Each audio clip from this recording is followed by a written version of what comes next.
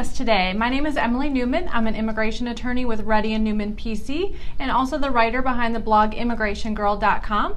I'm here with my partner, Rahul Reddy. Hi, this is Rahul Reddy. I'm a partner in Reddy & Newman PC.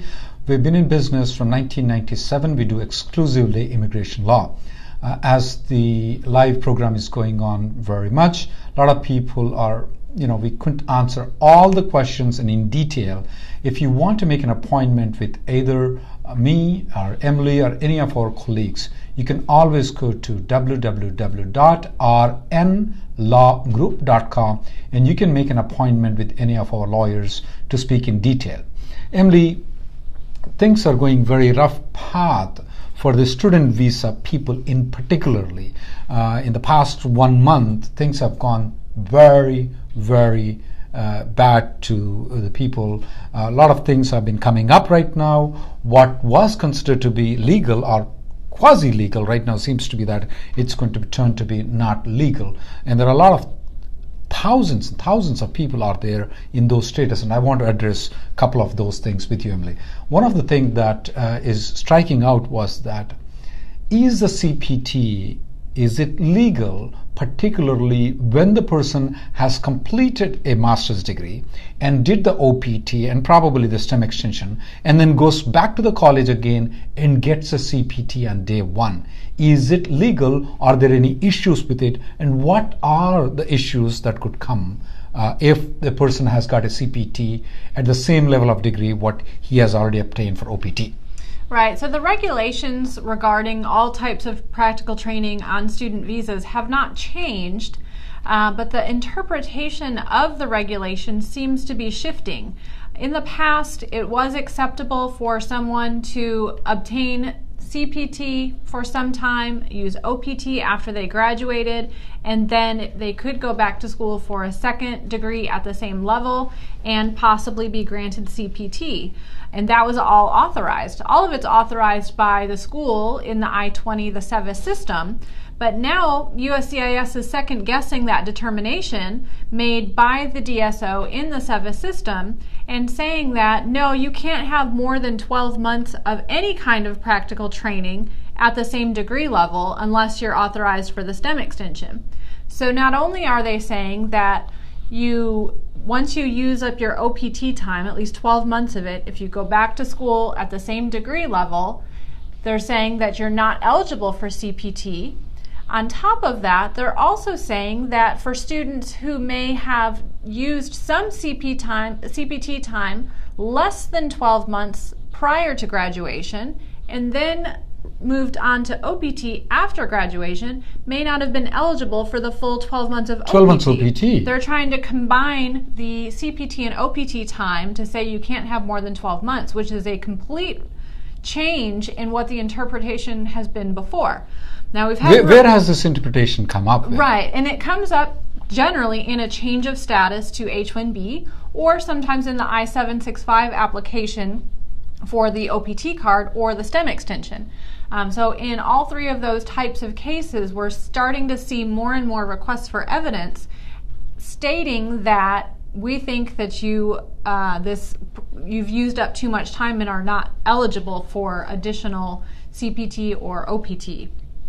And what we saw in previous years in a few cases was that the change of status to H-1B particularly was denied on the ground that the F-1 student violated their status by using the CPT time, and therefore their H-1B change of status was denied. They had to exit the country, apply for a new visa stamp to get the H-1B, and then come back to regain status. So it is a pretty big deal if USCIS continues on this route, again with no advance warning to anyone. They're just doing this by RFE more than anything else, and students have already taken these actions not knowing that there could be a problem. Yeah. They've been authorized by their DSO, they've received OPT cards. They've been working in this country, they've been paying taxes in this country all along. Now all of a sudden you're speaking about hundreds of thousands of people who might be in jeopardy because of this interpretation of the USCIS. From the beginning, of course, we have been advising that the day one CPT did not sounded very good from the beginning itself. Now the USCIS is cranking upon these things. So this is a big alert for the people. If anybody is contemplating on going to get a CPT by joining the same level of degree after they completed the OPT, we would advise strongly not to do that. And if you get any RFE on that, please make sure that you get a proper lawyer, make sure that it's been addressed properly, not just randomly respond to the RFE. Emily, there's another big issue that came up with the students. It's not just one, it's like multiple things hitting with the students. And the other issue is that the STEM extension, as our audiences already know, that OPT has been granted for a period of 12 months, and they can extend it for a period of 24 months if they are working for an E-verified company and their master's degree or their bachelor's degree is in the STEM field. Now the USCIS has changed its website saying that the STEM extension can only be granted for the people who are working directly at the employer's location, not at third-party location. Now, a lot of these employers, as you know, that the technology has changed a lot. Things are controlled remotely. I've seen that satellites were being sent out. Thousands of satellites are there out in the world. There have been things sent into Mars where they control satellites through remote control. We have seen people, the U.S. Army killing people in Pakistan and Afghanistan, controlling the things from Langley, Virginia, remotely. But yet, when it comes to the STEM extension people, they are telling you cannot have a remote control employee. Are you seeing that as an issue, Emily? And what is the logic behind this? Right. So all of this came about based on a website update from USCIS with no advanced warning. And this was after USCIS has been approving STEM OPT cards time and again, even where third-party placement is involved or they're placed at a remote site, working off-site. So we've not had an issue with this, and all of a sudden we have a website change, and now what we're seeing is in H-1B change of status requests, there's a new section in some of the cases where they're asking, prove to us that the F1 student has maintained status. We see that this person is working at location A, your company is located at location B. How are you qualifying for your STEM OPT training plan, which requires the person to be placed on site? Staffing agencies and temp agencies are not allowed. They quote the language exactly from the USCIS website. So it does appear that they are applying this new guidance, even though there was no public announcement or any advance warning of it. In these H-1B requests for evidence. We're also hearing that there's questioning of it, not specifically targeting the location of the work, but asking a lot more questions about the work in the I-765 application. We're seeing RFEs on that as well. Have you seen any issues? The universities are not giving the 983s, or they're giving the 983s where the person is working at third-party location, Emily? As far as I know, I think they're no longer approving the student and issuing the I-20 in the case where the 983 shows. I'm seeing both cases where they're approving and they are not. Some of the universities are not approving, Emily. But it seems that the trend is going towards that the universities are not approving the 983s when the person is working at a third-party location. As previously it was that they used to approve, but the trend is going towards where they are not approving the 983. So if you are on OPT period and you're contemplating to take the STEM extension when you're working at a third-party location, you might be in trouble. You might want to take an action way in early and want to decide if you want to stay with that particular company that is employing you at a third-party location. You might want to check with your lawyer if that is an option that you want to take it or you don't want to take that option, though. Emily, with regards to the STEM extension, now you published an article in your Immigration Girl blog. You said something about the code interfering into this.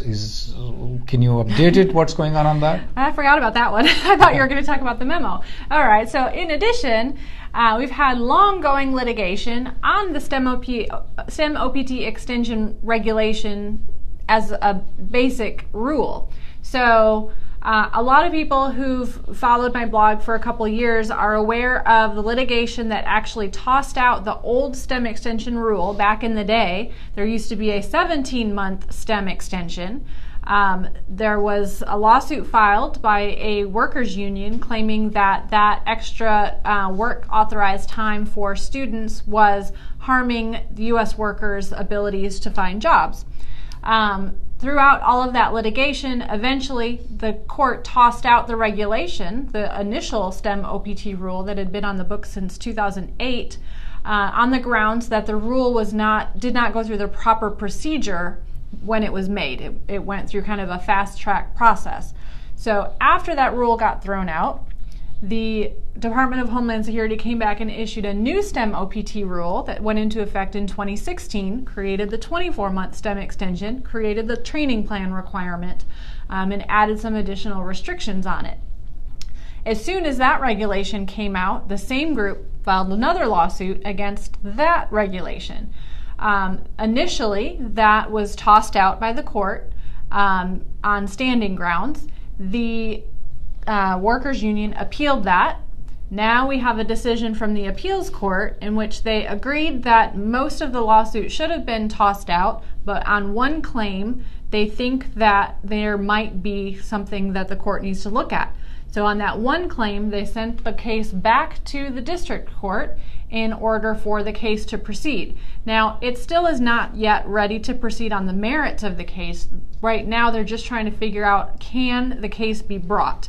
It's very technical, but there is still ongoing litigation on the STEM OPT rule that doesn't really have anything to do with the RFEs. It's not going to impact any H-1Bs.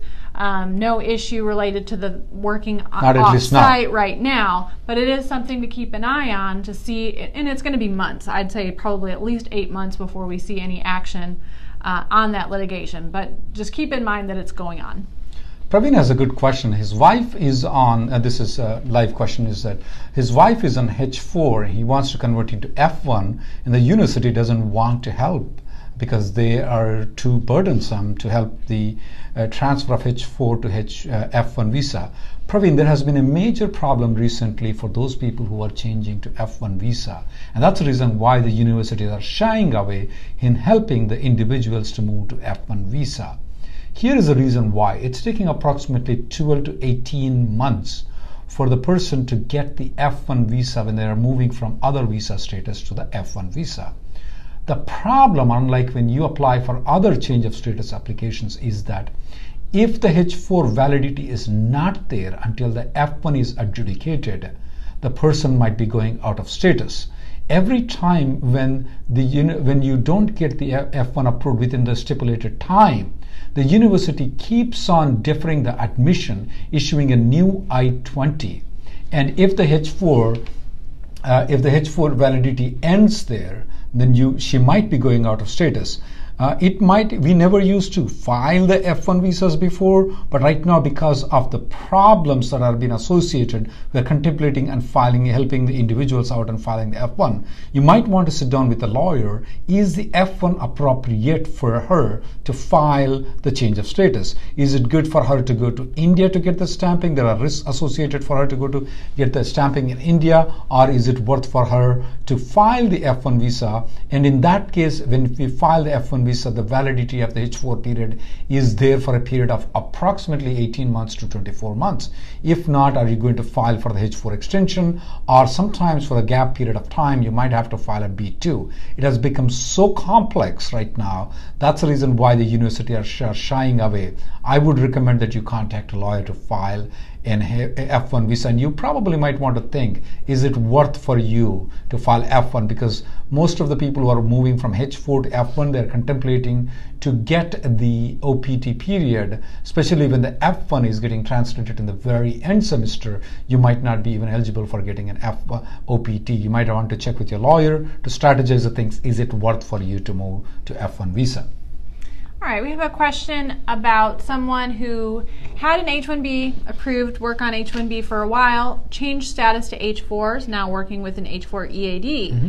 If something goes wrong with the H-4 EAD, such as the regulation being rescinded, can they switch back to H-1B, and what's the process? Absolutely, they can switch back to H-1B. If they have a period left over in the 6 years H-1B, they can always switch back to H-1B at any point of time. All they need to do is that file a change of status from H-4 to H-1B. They will not be subject to the cap. So in other words, they don't have to wait for the April to file for it. And also another thing to be noted is that if you are an H-4 EAD, you could file for the labor and I-140 application even though you're not on H-1B. Absolutely no problem with it. In which case, you can always extend the H-1B even if it's beyond the 6-year period of time. All right, we have a question about... Well, before you go to the question, Emily, since we're on the H-4 EAD, what's the update on the H-4 EAD? Or is there any court proceedings that are going on? What is the administration thinking about it? You've been telling all along that in June 2018, you're expecting a new proposed regulations. Are the proposed regulations out? Is H-4 EADs can be still filed right now or not? All right, number one, yes, you can still file the H-4 EAD. USCIS continues to approve them, no issues there. And we do not have a proposed regulation yet. It still has not been submitted to the OMB for approval. I checked right before we came online. So, yes, there is litigation going on. That litigation is on hold because the Department of Homeland Security indicated that they're planning on issuing a new regulation to rescind the H-4 EAD, so it will no longer be available. However, that requires them to go through the whole regulatory process, which they have not even started yet. So first, they're going to have to submit their proposal to the OMB for approval. That's going to take generally 30 days, and it hasn't been submitted there yet, so I'd be surprised if we actually get a proposal in the month of June. It might be into July. Once it's approved by OMB, it then gets published in the Federal Register. There will be a 60-day comment period generally, where the public can submit their comments in support of the H-4 EAD and keeping it. Once the comment period closes, it's probably going to take another 6 months for the government to review and consider all of those comments before they can actually issue a final rule. Before the final rule can be issued, they have to send that to the OMB one more time for another approval, probably takes another month, and then they can finally issue the final rule. Only when the final rule is issued, published in the Federal Register, and crosses the effective date that they mention, which generally is another 45 to 60 days beyond that, only then will the H-4 EAD no longer be available. And we're expecting some sort of transition period as well for those individuals who already have a valid H-4 EAD. We're expecting that the H-4 EADs that are already issued should be allowed to continue until they expire, and they won't be able to renew after the new regulation comes into effect, if it does. And on top of that, those that have not yet filed won't be eligible to file after the new regulation actually comes into effect. That's what we're guessing is going to happen. That will be part of the commenting process. So they're going to give us some kind of what their plan is for the transition, and you'll be able to submit comments on that issue as well. Last time when the H-4 EAD regulations were being promulgated, it took 1 year for them to finalize it. But anyway, we'll see how it's going to work out. We'll update you. Right now, you can file the H-4 extension, you can file the H-4 EAD, you can file the H-4 EAD extension, no problem with it. Harish has this question. It's kind of, he's answering it for us. Unemployment is so low, why would the administration take the H-4 EAD off? Hirsch, this administration is beyond all reasoning. That's all I can tell you. You don't reason with this administration. They are unreasonable. They take unreasonable steps. Another question from Yamini was that if I'm an H-4 EAD, can I file the Cap-exempt H-1B? If you have had a H-1B before and now you are on H-4 EAD, if you want to move to the H-1B, you are Cap-exempt. If you never had a H-1B before and you want to file a H-1B now and you're working on H-4EAD, you will be subject to the cap. In other words, you only need to file on April 1st of 2019. You cannot file before that period of time. Unless your employer qualifies as a cap-exempt employer. That's right, which is non-profit and higher education institution, then you can file, otherwise you cannot. Emily, with regards to the CPT, with regards to the STEM extension, looks like the USCIS is going very strictly on the interpretations, or sometimes completely wrongly than what the regulations stipulate. And then we have this memo which is going into effect on August 9th of 2018 that says that if the USCIS determines that the person is undocumentedly worked in the United States for the F1 visa, in which case it's either CPT or STEM extension, then it goes back, not previously it was on the day the denial comes in, the undocumented, the illegal stay will count. But now this memo says that, no, it's not on the day that it's been denied, it's on the day that the unauthorized employment started. Especially that becomes a problem because if the person has been unauthorizedly working for more than 180 days, in this case, either if the USCIS data points at CPT or the STEM extension, then they're going to hit a 3-year bar and 10-year bar. Can you explain what the 3-year bar, what the 10-year bar is, how this new memo, which is expected to go into effect on August 9th, is going to affect the adjudications of the CPTs and the STEM extensions?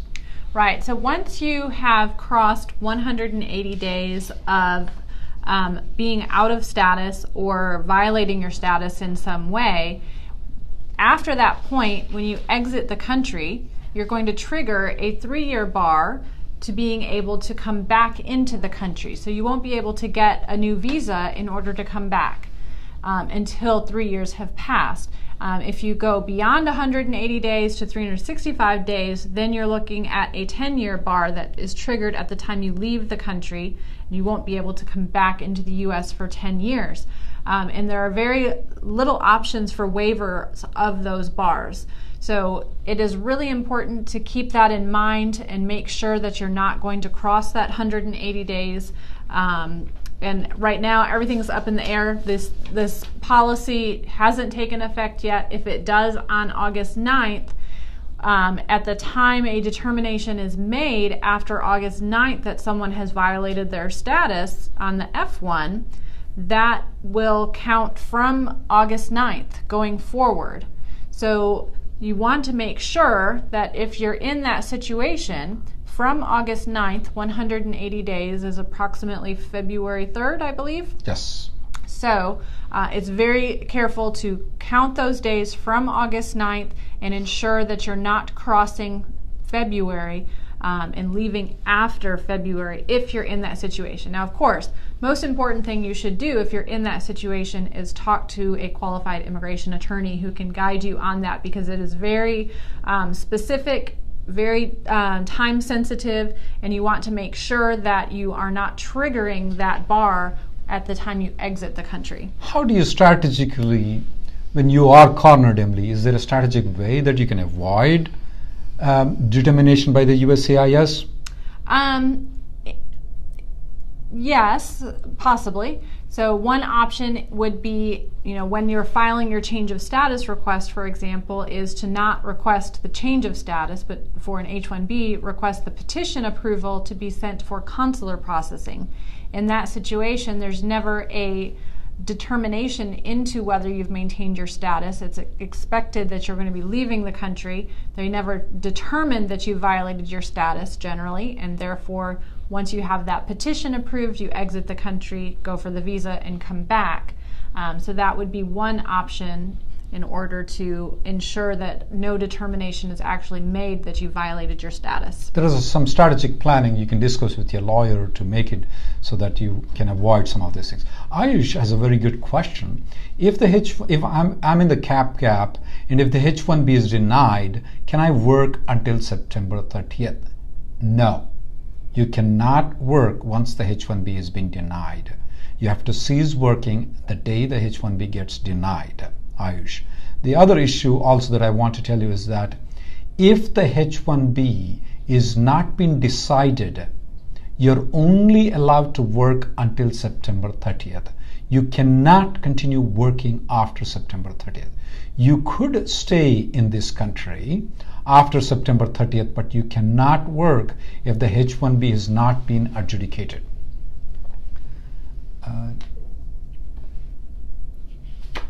There's some people questioning the, I want to answer some of the things. Recently, the Cato Institute has published a very thorough article on how long it's going to take for Indian nationals under the EB-2 to get the green card. Of course, there are some criticism that came on the article that our office published on it, is that the Cato Institute is telling it's going to take 150 years for the EB-2, Indian nationals EB-2, if they're applying for the green card right now. Now, of course, Radio Newman did publish an article in February of 2018 detailing going into all the databases that are there.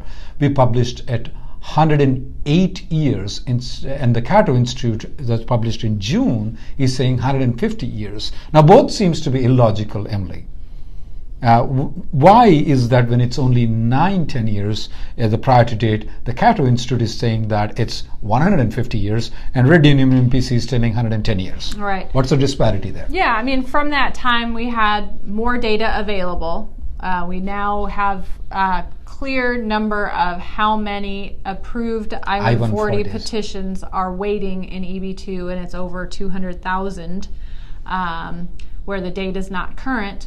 On top of that, you have to make some educated guesses when you're trying to decide. So, we took a more, conservative number. We're trying to figure out how many family members might be coming along with each person, how many might have U.S. citizen kids that eventually turn 21 and they go through the family section instead of through employment-based. You've got EB-3 to EB-2 upgrades that are delaying the process for those that are already in EB-2. So there's really no way to accurately predict what it is, but anything over your life expectancy is not under the current sign. Conditions. Under the current conditions, yeah. Yes. 110 or 150, how does it matter, guys? Unless there is a change in the legislation, or unless there is a change in the way that they're interpreting the law right now, it's going to take a lifetime for you to get the green card if you apply. We're expecting the HR 392, which will give a good news where they're going to remove the per country. If that passes, then the wait period will probably for international might be only 3 years. In some cases, it might be only 2 years. Otherwise, it's going to be a long time for you to get the green card. Any questions, Emily? Yeah, we had a question about an H-1B extension filed. This is dealing with third-party placement. Received a request for evidence asking for an end client letter, and the end client is not willing to provide the letter. What are the chances? What are the options? Is there anything that can be provided? Unfortunately, our experience has been that without that letter or the contract and work order, even if you have the contract and work order, they want a letter to go with it. All documents are required, and it's very likely you will end up with a denial if you do not have them. So unfortunately, it's very tough to get an approval without the proper documentation from the end client.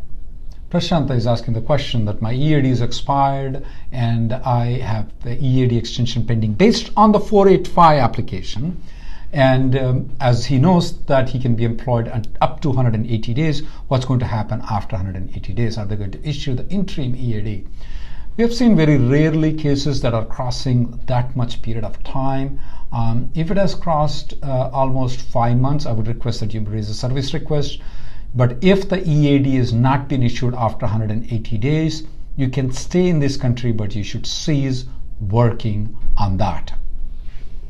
You should cease working after 180 days. You should not work after 180 days. Now that's different from an H-4 EAD extension where you cannot work at all based on a pending EAD renewal. So if your H-4 EAD expires while your renewal is pending, you cannot work at all, versus a 485 EAD, you can work for up to 180 days. A STEM OPT EAD, you can work for up to 180 days. Praveen has this question that my I-94 is expired, my extension is pending. Now I got an offer from a company B. Can I file for a transfer? Will I get the transfer while the extension is pending? My I-94 has expired. Can you file a transfer? Yes. Should you file a transfer? Maybe not. So yes, you can always do that. You are in a period of authorized stay from the time your I-94 expired based on the pending extension for up to 240 days. If you file a transfer while you are in the period of authorized stay, you can start working for the new company based on your pending transfer. However, what we see a lot of times happen is you join the new company, the previous company no longer needs that H-1B extension, so they go and withdraw it. That may cause the bridge to collapse between your I-94 expiration and the transfer filing. It's very possible that your transfer may be approved without the I-94 card, meaning you're going to have to exit the country, apply for a new visa stamp, and come back in order to get back into status and work again. So it may be better to possibly upgrade your extension to premium processing and get that approved first, and then file the transfer. Not really a great time to change employers. No, not. Surinder has this question. Taking up CPT in the second master is unlawful. Should I just get to the doctor level course, and is it okay to get the CPT at the doctor level course? The issue here is not just that you go to the same level and get the CPT. It's not that you get the doctor level and you get the CPT. It's not. CPT, critical practical training, should be an essential part of the degree. So if you're getting from master's degree, you have completed your OPT and STEM extension, now you're going to the doctorate level. The day one CPT is a major problem. Why are these universities issuing a day one CPT? It's a major issue. Even if you go to the doctorate degree, if they are issuing a CPT on day one, we doubt if that is a genuine university and if they are following all the rules that are necessary. Particularly, these universities, they are not conducting any classes. They're only conducting class every semester once, or probably every month once, or weekly one class on a Saturday. It looks like these universities are actually a grounds to issue an employment authorization by charging money. It doesn't look like those universities are actually giving the students education and allowing them to work while they study. Our office, Radionum PC, we do employ law school students. In fact, Emily, when she was in the first year, when she completed her first year, she did clerk in the office. That's an essential part of the degree. But if the university is just not conducting any classes, they're issuing the CPTs on day one, we doubt very sincerely, even if they are issuing a CPT for the doctorate degree, we doubt very sincerely if that's a genuine degree, genuine CPT or not. All right, we have a question about the validity of an I-140 approval after 6 months and switching to a new company on H-1B that is not planning to file the green card. Is that a problem? No, not a problem at all. If the I-140, as you said, was been approved for more than 180 days, if you switch to company B, you can use the same I-140 approval to get the H-1B. You are eligible for getting the 3 years H-1B. You can use the same I-140 to extend the H-1B with company B, even though the company B never filed the I-140. You can switch from company B to company C using company A's I-140 approval. The magic word here is that, is the I-140 approved for more than 180 days? If that is the case, you can use that for your lifetime. Now, as the Cato Institute is projecting that it's going to be 150 years by the time the dates might be current, we're projecting 110 years. So somewhere 110 to 150 years you've fallen. That's fine. You can keep on extending the H-1B based on the I-140 approval. When and if the company is going to file the labor certification, you can switch the priority date from company A to company B, or in case company C. And also based on the I-140 approval with company A, you can file the H-4EAD. And please note that if it's 180 days has been passed, even if the company withdraws the I-140, it will not have any negative impact whatsoever at all in getting the H-1B extension with company B, company C, or the H-4 EAD are transferring the priority date. All right, going back to the unlawful presence guidance memo that might be coming out August 9th, once that's final, is the unlawful presence only going to be starting from August 9th, or will it go, are there any situations where it might start before August 9th? According to the memo, it clearly stated that if the USCIS determines the unlawful presence, it will go back to the actual date of unlawful presence, but it could never, in cases that were decided before August 9th, it will go back to the date when the case has been decided. So, for example, if the USCIS determine that the person has violated his stay either by working on STEM OPT at the third party location or the CPT, if they decided July 8th, the undocumented stay, even though started at the time when the CPT was issued 2 years ago, the undocumented will stay starting on July 8th. It doesn't go before. In cases where the USCIS has decided the undocumented stay, whether it's CPT or it's OPT, if they have decided after August 9th, the undocumented stay will go back to August 9th. It will not go back to the day it has been done. So if they have said that the undocumented stay started in 2017, the undocumented stay, the illegal stay, will actually count from August 9th. So the danger period here is, as Emily was pointing out, there is a 3-year bar for the people who are here out of status when the US determines. The danger point is that if the USCIS makes a decision on February 3rd or afterwards, that's going to be a major problem, Emily. So for those people between August 9th and February 3rd, it's kind of iffy deal, but it's not the end of the road. But for those people after February 3rd, you have to look into when the USCIS has determined to be out of status. So February 3rd is the major deadline for it. All right, Sudhir has a question about a pending H-1B extension. Already filed it early. The current extension is good until September. Mm-hmm. If you're in that situation, would now be a good time to file a transfer? So H-1B is expiring in September. Nice, smart way. A lot of people, that's very good. Yeah. Now, if the I-94 is expiring on September of 2018, you can transfer to company B. Absolutely no problem. Only when the I-94 is expiring before the company B files H-1B, that's a problem. You're absolutely in good shape to file the transfer. All right. Do you remember from that data how many people are in the pipeline for EB3 India?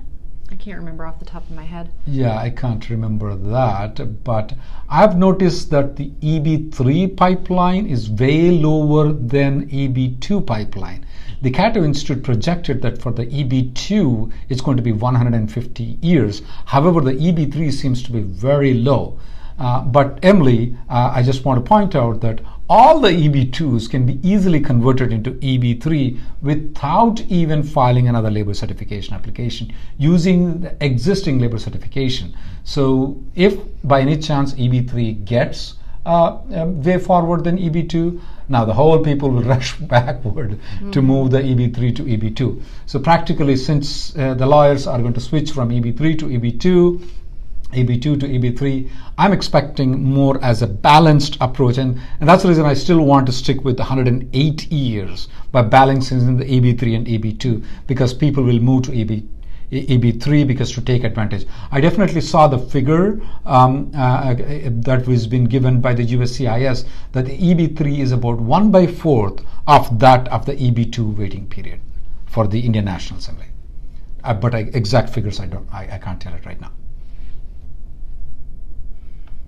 So would you say, given the current situation, that 90% of H-1B visa extensions are being rejected right now by USCIS? I don't think so. No, definitely I don't not. think so.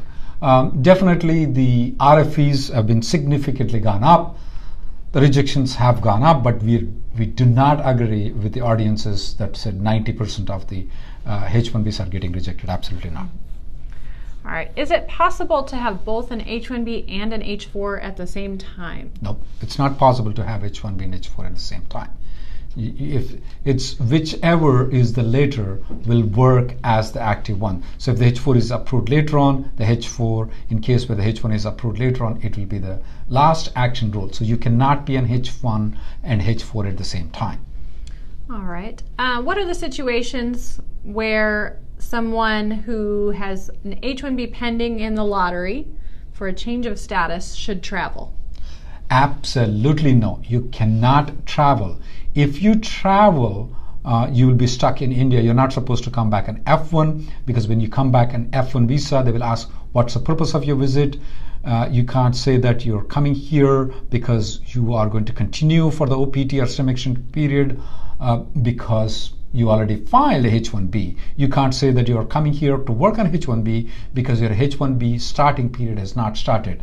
So you'll get stuck in India, you'll have to go for stamping, and God knows if you get the stamping, you might come or you might not even come. I would not advise anybody to travel while the H-1 is pending. All right, I think it's about time to wrap it up for today. If we didn't get to your question, or if you need more detail on your specific situation, please visit us at rnlawgroup.com, and you'll find an option to select a consultation where you can set up an appointment with any one of our attorneys. We'd be happy to discuss with you your situation and guide you based on your specific circumstances. Thanks for joining today. Thanks for joining. Thank you, Emily. Thank you.